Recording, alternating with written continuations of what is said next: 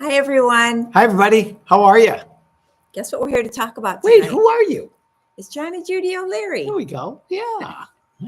Sometimes I forget who you are. We're here to talk about our book. We're just going to talk about some of the things in it. We haven't ever done that.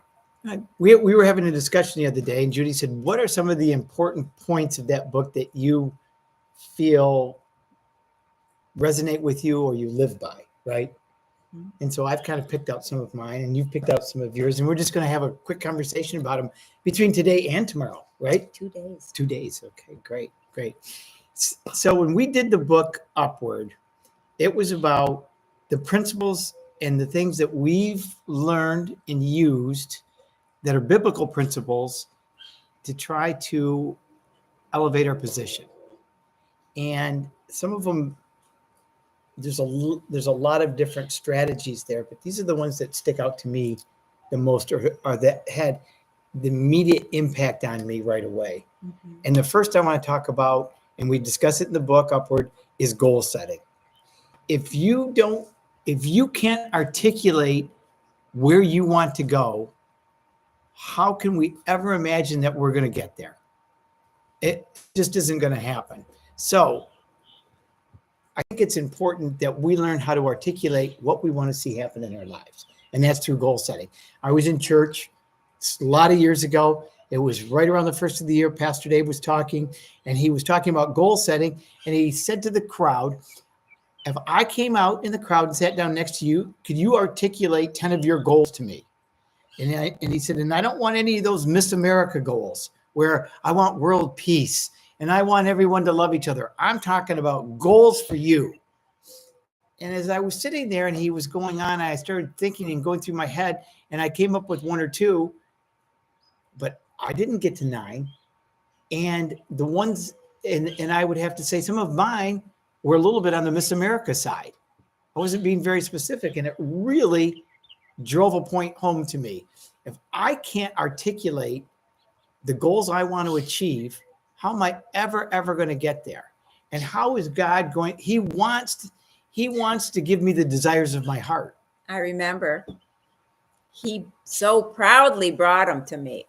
So I came home and I spent the next 2 days writing down my 10 top goals for myself and what I wanted to see happen. And I was very proud. And I took them to Jude's and I said, here's my 10 goals. I looked at them. I said, these aren't goals. This is a to-do list. I said, there's not one thing on here you can't do right now within your own strength. And I got all huffy. You did. And I got all, you can't tell I blah, would blah, say blah. indignant. Indignant was another word. Yes, I got all huffy and indignant and I marched off. And I took my goal sheet and I ripped it away and I said, I'll take these. And over the next day and a half, I couldn't help but say, she's absolutely right. If I just knuckle down, this is more of a to-do list. These aren't goals. And There's nothing wrong with a to-do list. And so it's fine. I took a second There's run. no at excitement in it, though.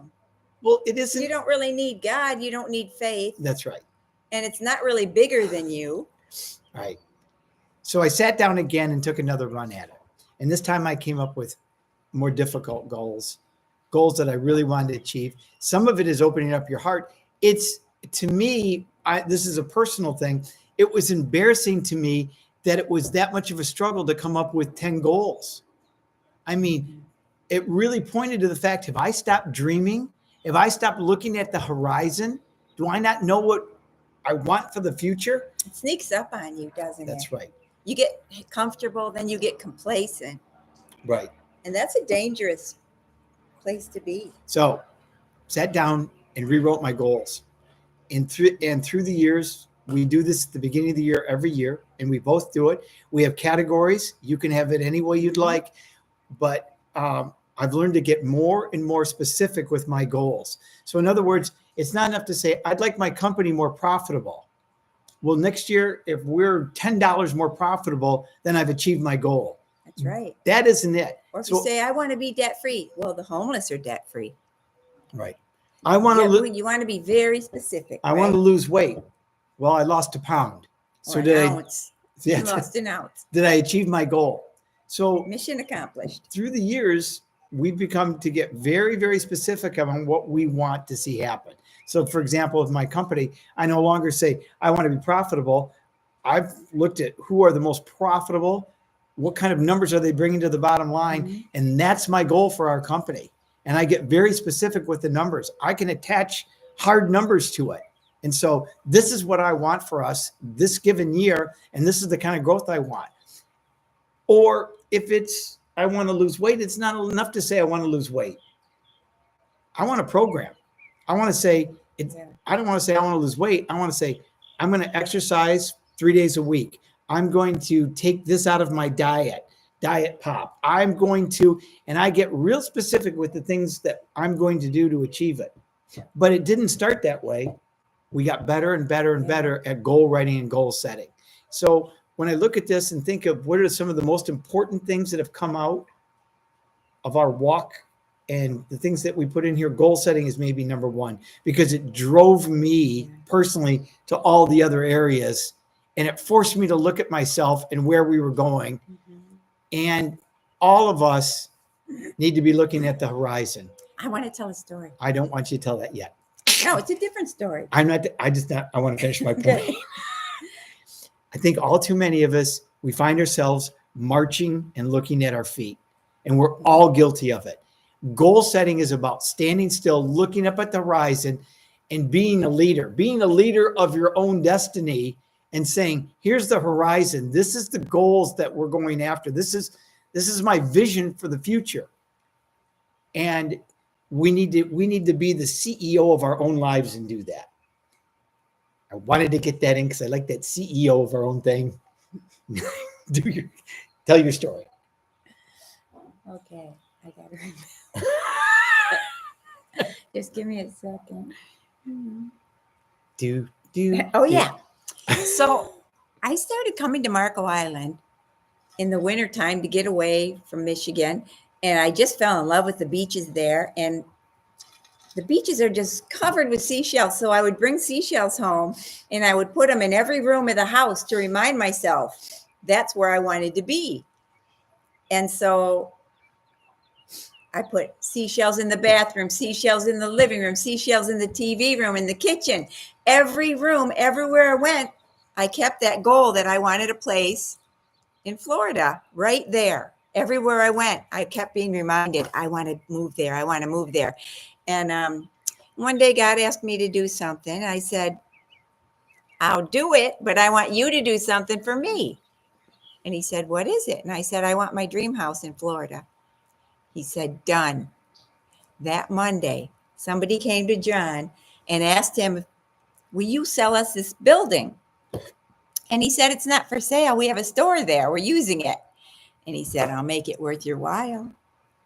And in one day, we had the money for my dream house.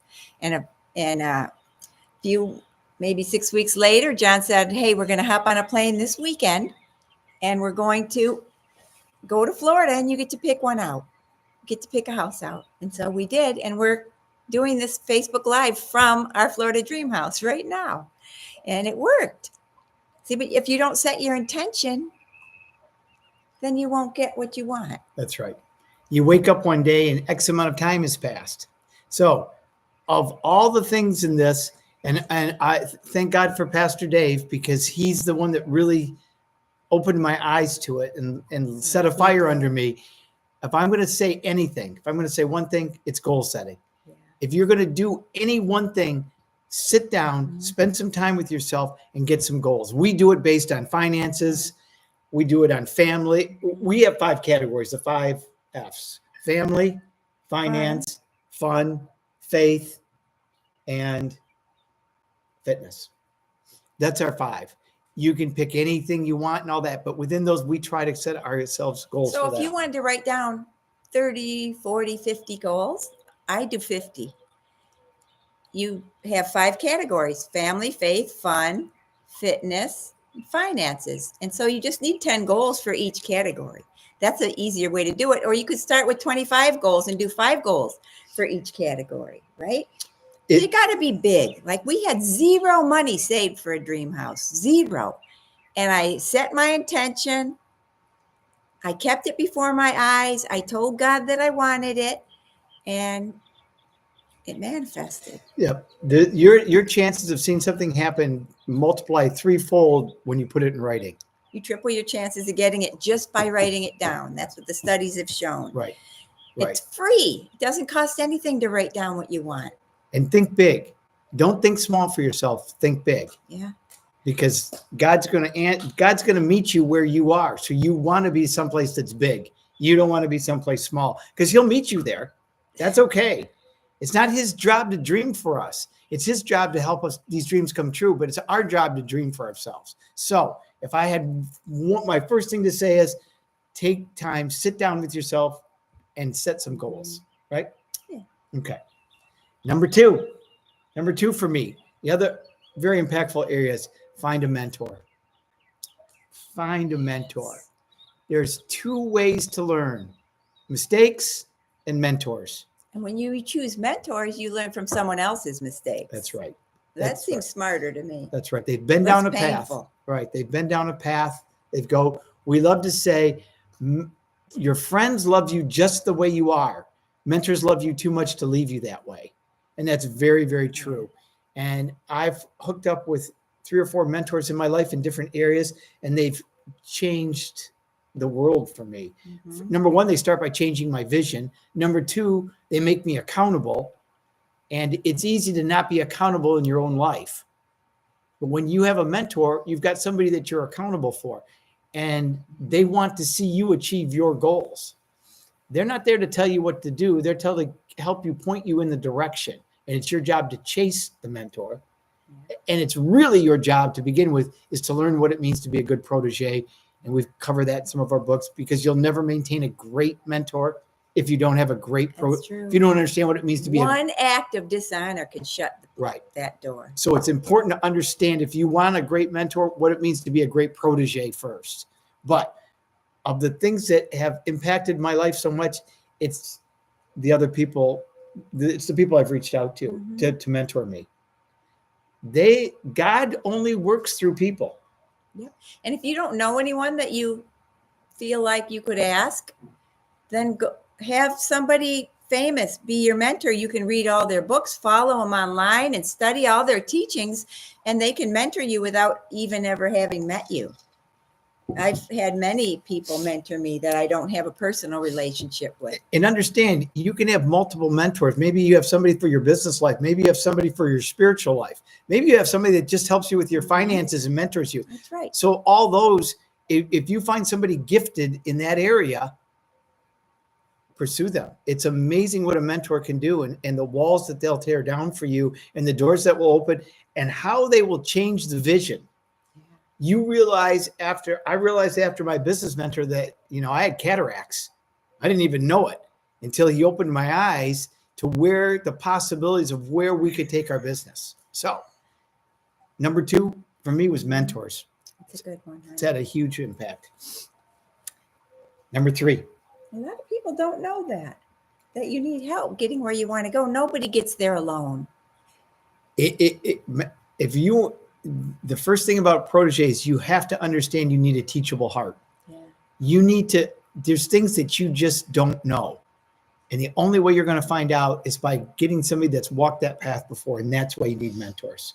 You talk to a lot of great leaders, a lot of mm-hmm. great business people, whoever you're looking at that's achieved a high, and they'll talk about some mentor in their life that changed the trajectory of their life. True. It's certainly true for me. So. And when you find them, be good to them. Yeah. Treat them like your most treasured possession. Pray for them, love on them, give to them, bless them, serve them. We're glad to talk to somebody about that. But hang on their every word. The first thing to do is, if you go down that road, is understand what it means to be a great protege. And we list it in one of our books. So that's important. Association. Okay, number 3. What's number 3? Number 3, and I'm talking about things that when I look at that and think that were really impactful in my life. Mm-hmm. Number 3 is what I call losing the battle to win the war. And I see it so often. John's better at that than I am. I'm just going to tell you. He comes home and he tells me the battle, and I'm like, crush him. And then he explains it. You need to be willing to stand back and lose a battle to win a war. And so often everybody feels the need to win every single battle along the way. And I think it's a poor strategy. I think it's a very weak strategy. You need to decide, what is the end game? Because when you really understand what the end game is, then you're more apt to be willing to lose battles to win a war. It's true in business.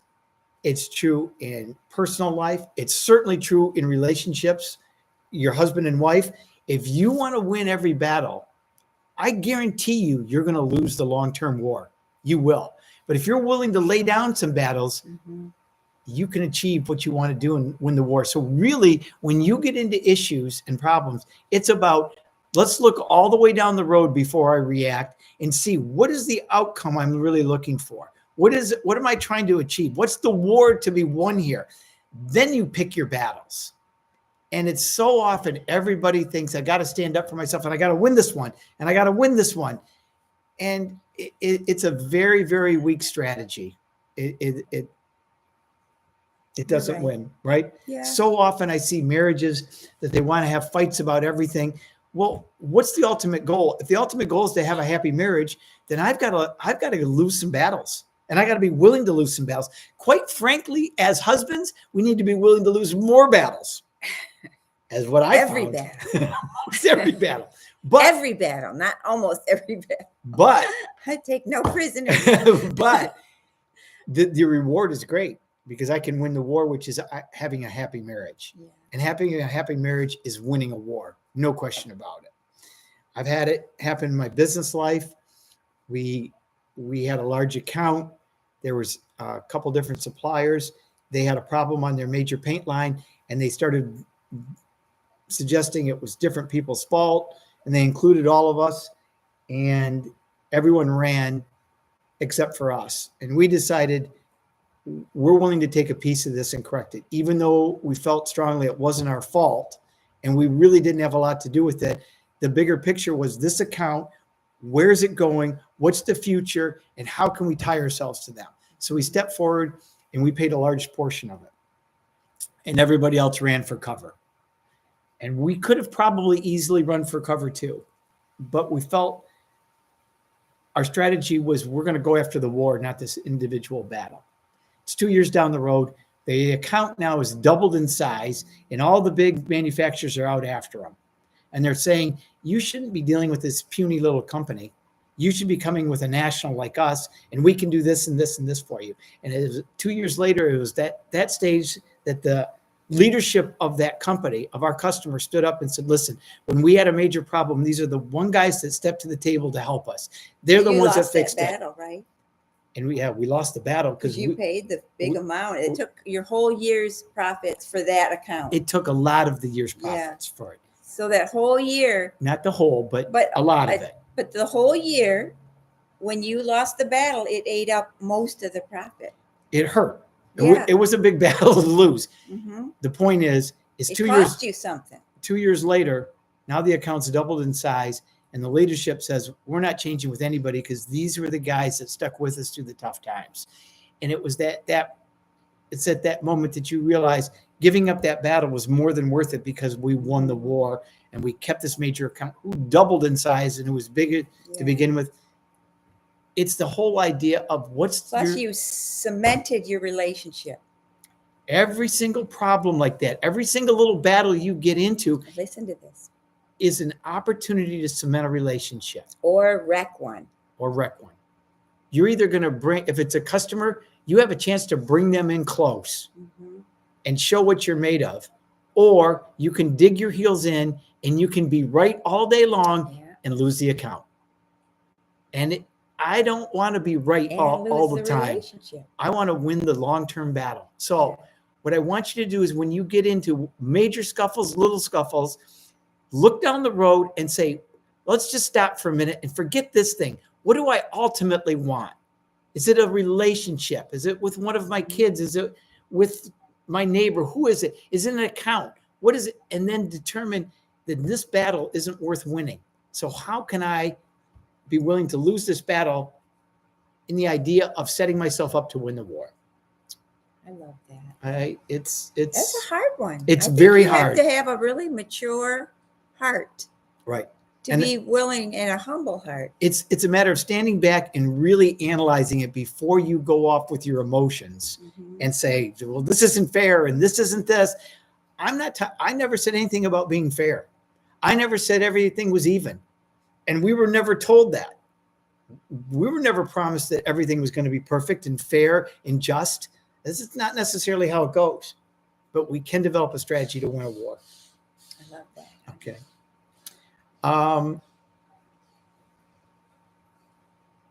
I have a couple times that I can think of that I did that, but both times I wanted to do the opposite, and John schooled me, and I listened to him, and it blew everyone's mind.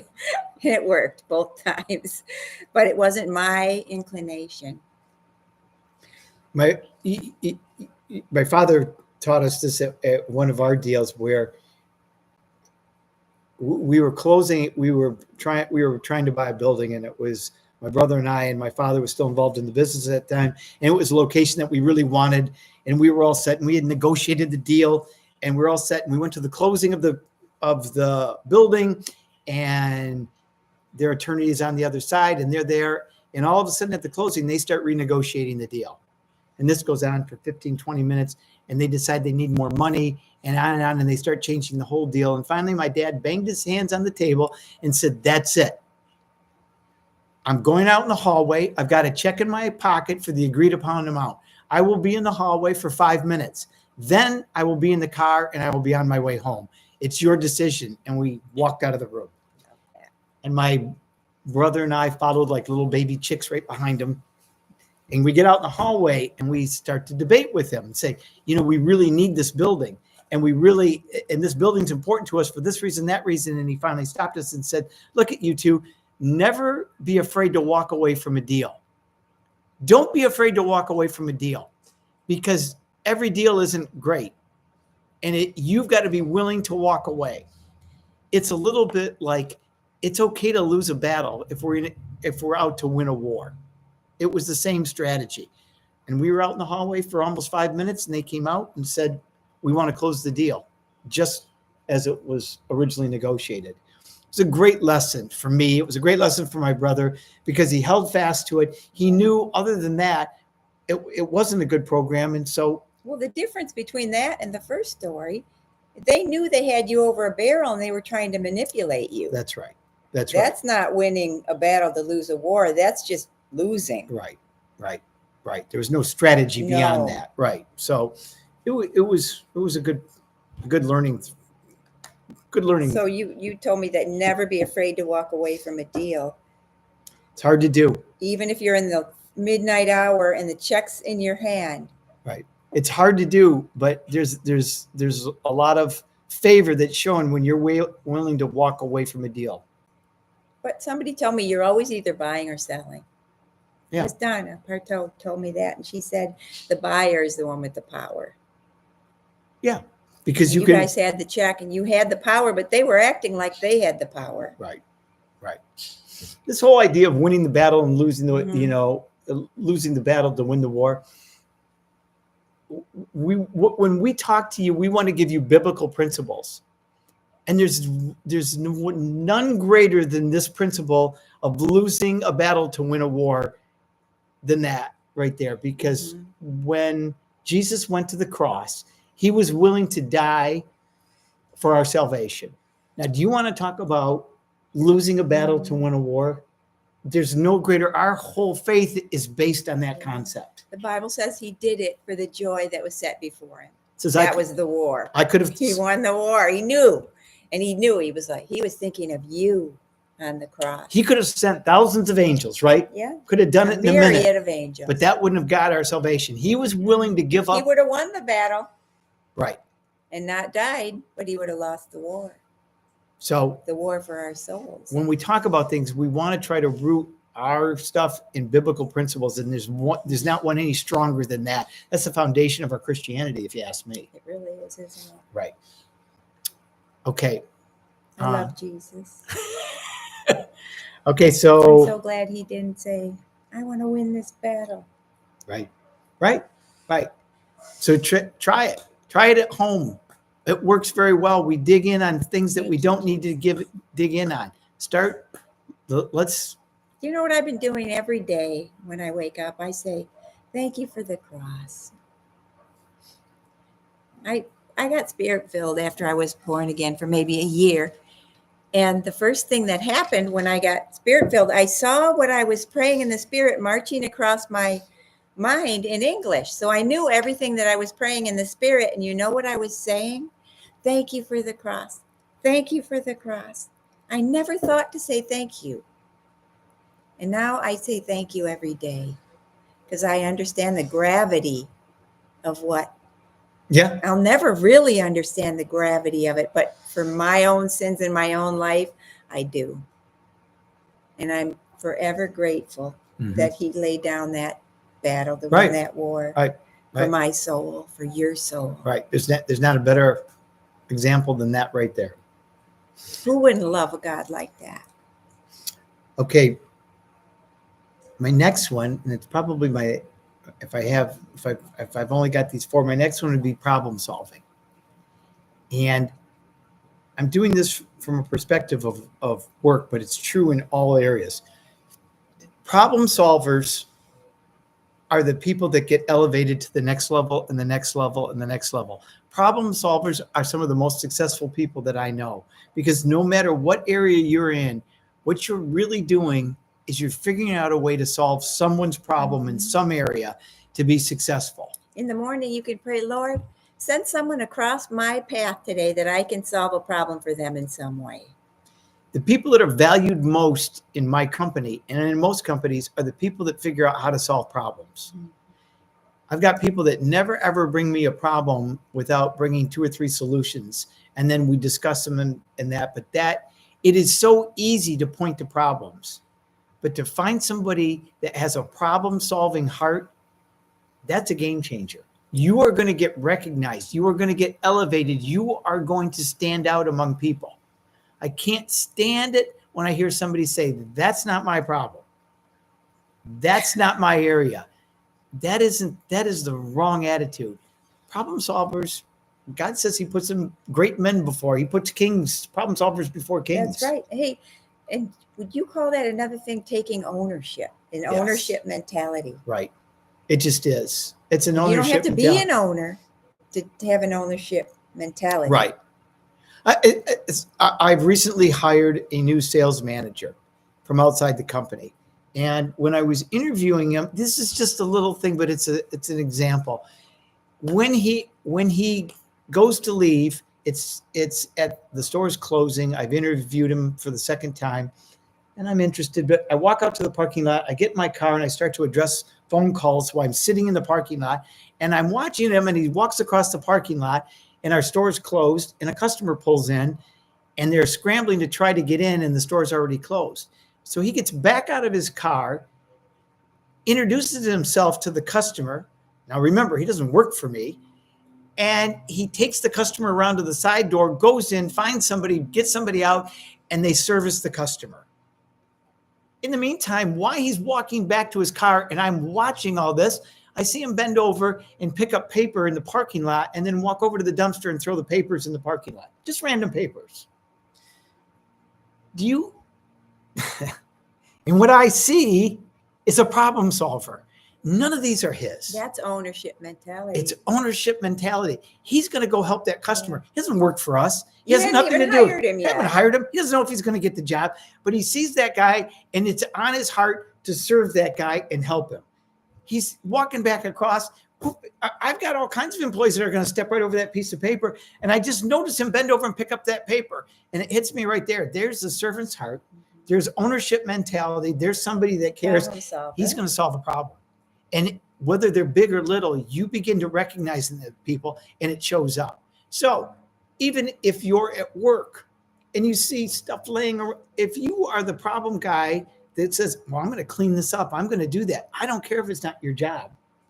Problem solvers don't care what their job is. They care about solving a problem. I see a common thread in all these things, John, and that's setting your intention. Yeah. Yep. You have to set your intention. I'm going to be a problem solver.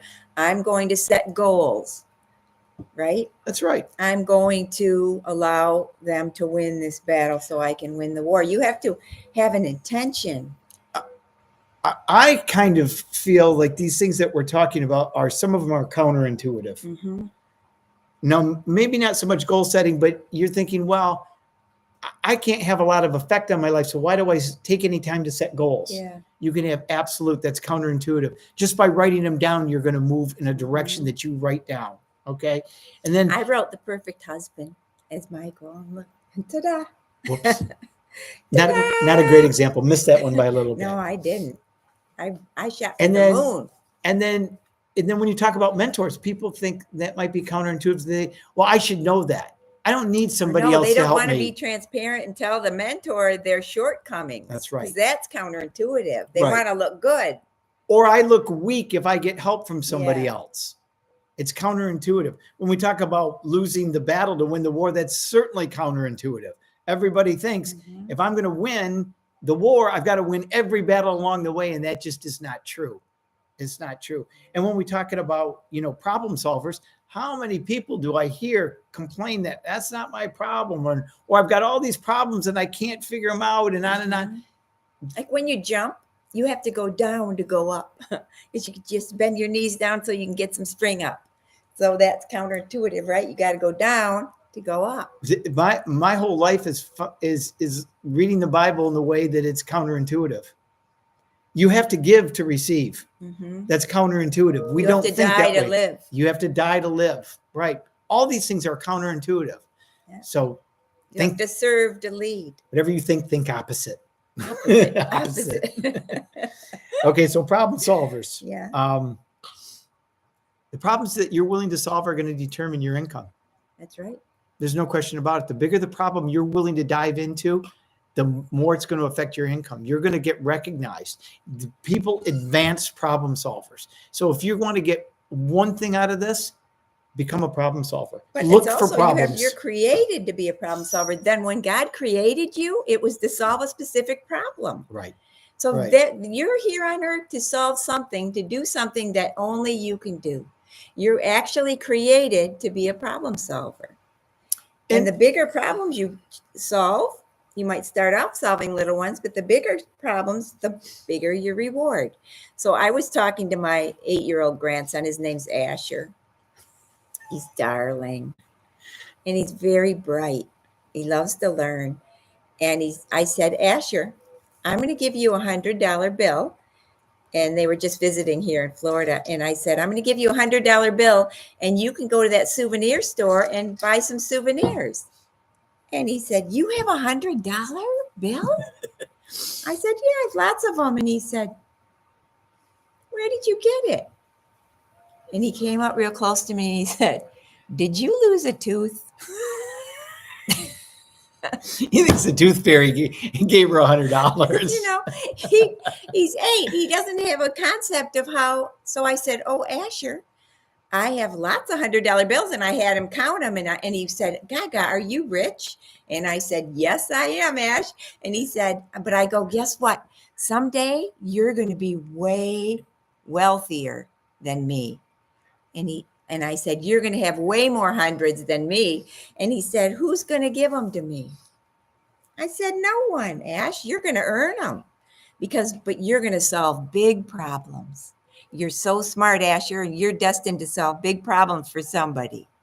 And so don't allow yourself to get bogged down in problems and let them paralyze you.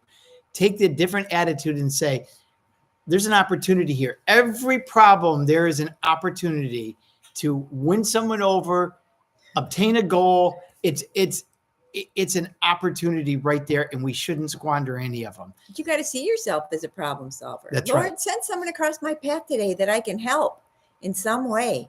And just purpose in your heart. I'm going to add value to people today. Even a child can add value. They can hold the door open for someone and they can say, God bless you. They can, let me get you a glass of water. There's something you can do to solve someone's problem. And At any age, but- pick up your toys, make your but bed. I want to be clear too. Yeah.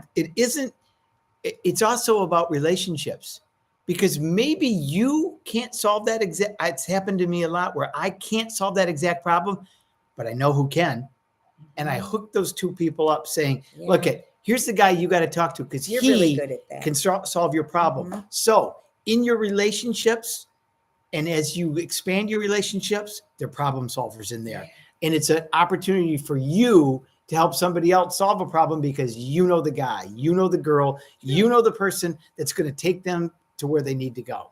I love this story where Judy was training this girl for a marathon, and they were running so much every day, and she was training them how to run far. And through this relationship, through getting to know her, she finds out that the girl has an autistic child. The child needs a kidney, and they're not willing to give the child a kidney because they say it won't improve their quality of life. That's right. And so it's a tough deal. Well, now we don't have anything to do, I don't know any kidney. but Judy does know a lady who's one of the longest surviving kidney transplant people in the country. And she's well connected with the Kidney Foundation. So she hooks the two of them up, and it's a long story. All I did was call her and tell her the story, and the next thing I knew, It was off and running. he had a kidney. 6 months later, he has a kidney. Problem solved. It's not It that. wasn't 6 months. It was 1 month. Okay. Anyway, It was 1 month later. She was at the Children's Hospital. She was still doing her marathon training. Now she's doing it from the Children's Hospital in downtown Detroit. And it was so cool because we had to raise, I think, $3,000 to do this. It was for the Arthritis Foundation. And so since she was at the Children's Hospital for such a big part of the training, all the other people on the team banded together and raised extra money to cover her. So everyone was a problem solver. We all solved her problem. When she crossed that finish line, it was a beautiful thing. So use your relationships to problem solve. It doesn't have to be just you alone. You know the guy or girl that can solve somebody else's, and that connection, that makes you a problem solver. That's right. There's no question. I mean, that lady was forever grateful to Judy for what the connection she made there. So look at problems as an opportunity to grow. They're huge. All these things that we're talking about are a little counterintuitive, but when you look at some of the people that have achieved large success, they're problem solvers. Mm-hmm. They're willing to lose a battle. Mm-hmm. They have mentors. They have They goals. certainly set goals for themselves, and they write them down, and they're very specific about them. So the things in the book that stand out to me that have affected my life the most, there's more. They're important, but those are the ones that if I said, you've got 30 minutes and you got to tell them, that's what I'd say. That was very good. How about you? Tomorrow I get to say the things that are from the book that are important to me, that help me go to the next level. That's right. And I just want to end in prayer. And Father, I just pray that if there's anyone watching that doesn't have Jesus in their heart, that they would fall to their knees and they would just pray a simple prayer. Jesus, come into my heart. I need a Savior, and I want you to be my Lord and Savior, Jesus, because I've sinned and I can't get there on my own. And Father God, I thank you for all these precious people you put across our path, that we've been able to solve a problem for them, hopefully. And I pray that you give us even more influence so we can solve even more problems. Amen to that. Amen to that. I'll see you guys tomorrow night, same time. Night, everybody. Good night.